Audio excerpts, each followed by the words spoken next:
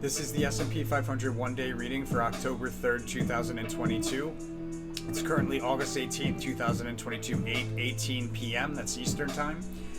The overall theme and behavior is a move to the upside, even in the face of seemingly overwhelming headwinds. Somehow, however, that move is made irrelevant by some other behavior here we'll get into.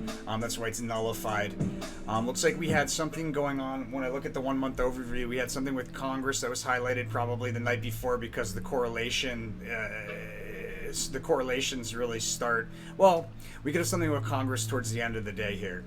Behavior around the high, there's sideways fluctuations along a support level, equal amounts of bulls and bears. I'm advised to open up some protection around this high. There's a brief opportunity before failure. The behavior around the low, there's a move higher through resistance. We stay above it briefly, then we break back down through that same price level. In the pre-market, there is a male leader of nations highlighted, possibly the president.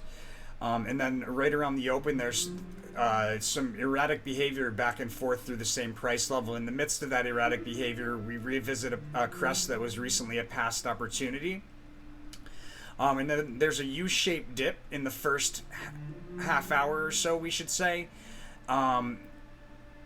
We come to a day's low here in that U-shaped dip, and it looks like, so we drop from the open, some erratic behavior, and then around 10 o'clock we have a decline that increases with momentum, so we probably have a little bit of some bullish energy in here as well in the first half hour, and we decline with increasing momentum moving into the 11 o'clock hour. More erratic behavior here. We're range bound between 11 and 12 roughly.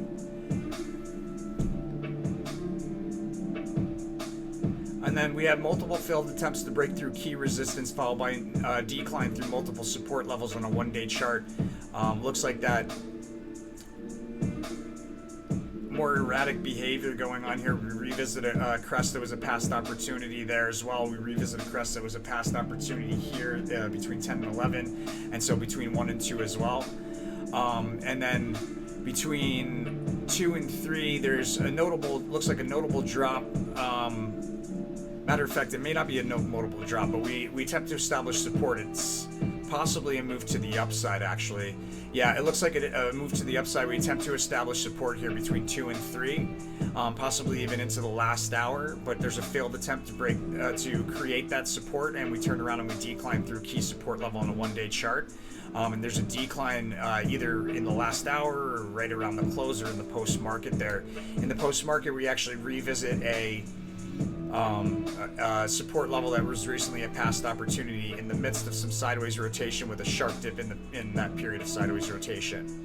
Right around the close, there's 3 crisscrosses through the same price level, and it does appear that we have a day's high towards the end of the day. With all that decline, there's so much erratic behavior that there should be some real moves to the upside in here to counteract that, which is why you see here the move higher is nullified. In other words, the move higher is made irrelevant by some other behavior in the chart.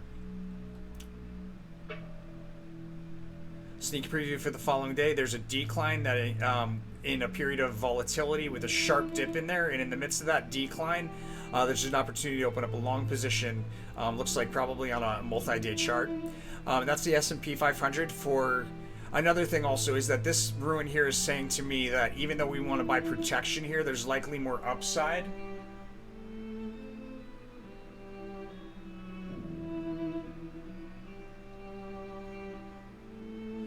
Scratch that. I wouldn't risk it. It looks like some bearish behavior. Wow.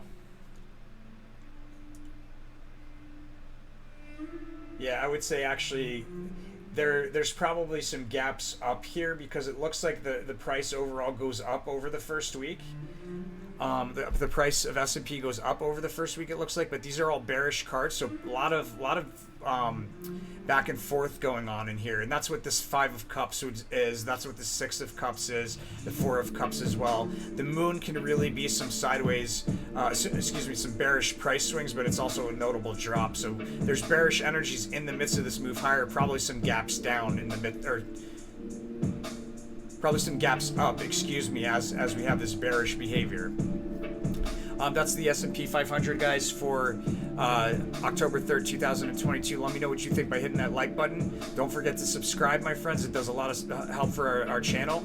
But the best way that you can support the channel is when you make that money, take 10% of the profits and cut it in half. Half of that goes forward. Pay it to somebody who doesn't expect it, that needs it. Pay it forward. Keep the flow going. This is the rule of karma. Take the other 5% and send it back this way to our Cash App, Approveb on Cash App. You can see it in the description that show your support for all the free work we do. Gratitude begets gratitude. You have more to be grateful for when you're grateful. And then the remaining 90%, do what you got to do. Make sure it's out of love and do what you got to do. I'll see you on the next one.